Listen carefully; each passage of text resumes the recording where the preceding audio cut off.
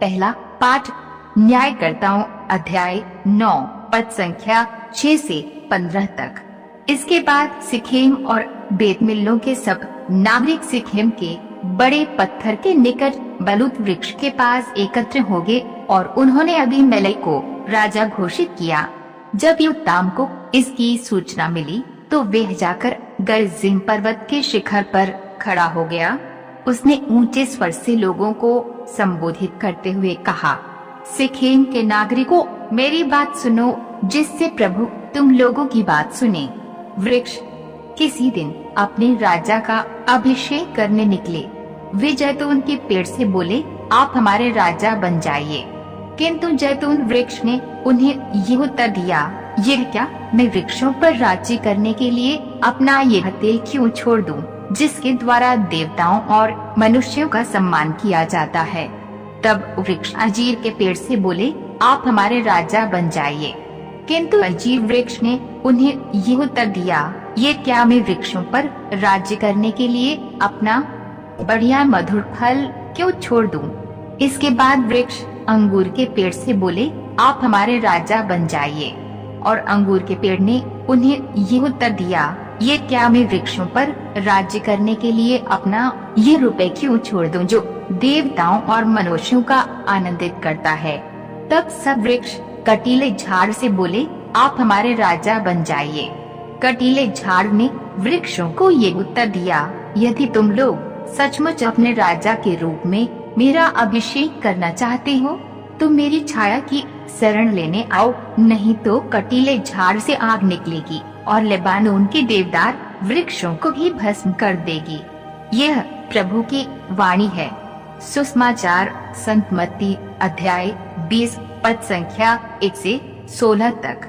स्वर्ग का राज्य उस भूमिधर के सदृश है जो अपनी दाख बारी में मजदूरों को लगाने के लिए बहुत सवेरे घर से निकला। उसने मजदूरों के साथ 1 दीनार का रोजाना तय किया और उन्हें अपनी दाख बारी भेजा। लगभग पहले पहर वे बाहर निकला और उसने दूसरों को चह में बेकार खड़ा देखकर कहा, तुम लोग भी मेरी दाख बारी जाओ, मैं तुम्हें उचित मजदूरी दे दूंगा। और वे वहाँ गए। लगभग दूसरे और तीसरे पहर भी उसने बाहर निकलकर ऐसा ही किया। वह 1 घंटा दिन रहे, फिर बाहर निकला और वहाँ दूसरों को खड़ा देखकर उनसे बोला, तुम लोग यहाँ दिन भर क्यों बेकार खड़े हो।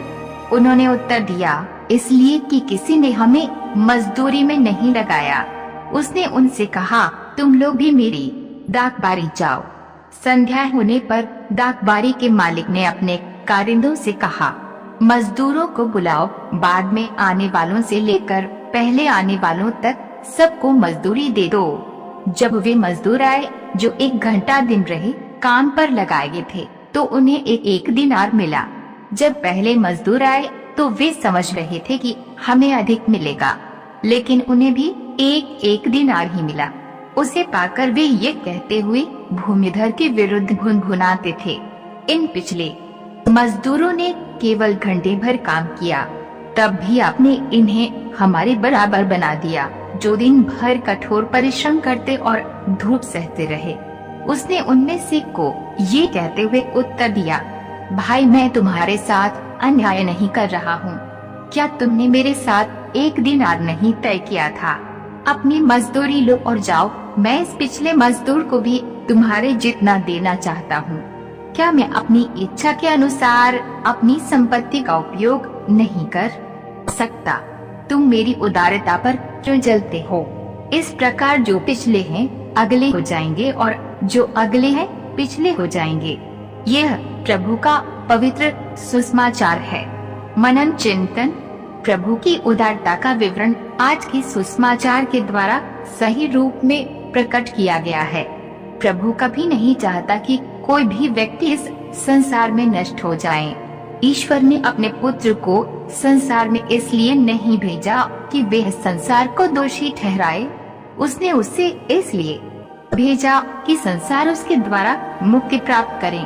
परंतु वे चाहते हैं कि हर एक व्यक्ति मुक्ति प्राप्त करे और इस हेतु वे हर एक व्यक्ति का इंतजार करते हैं कि वे पश्चाताप करें और उनके पास लौट आए।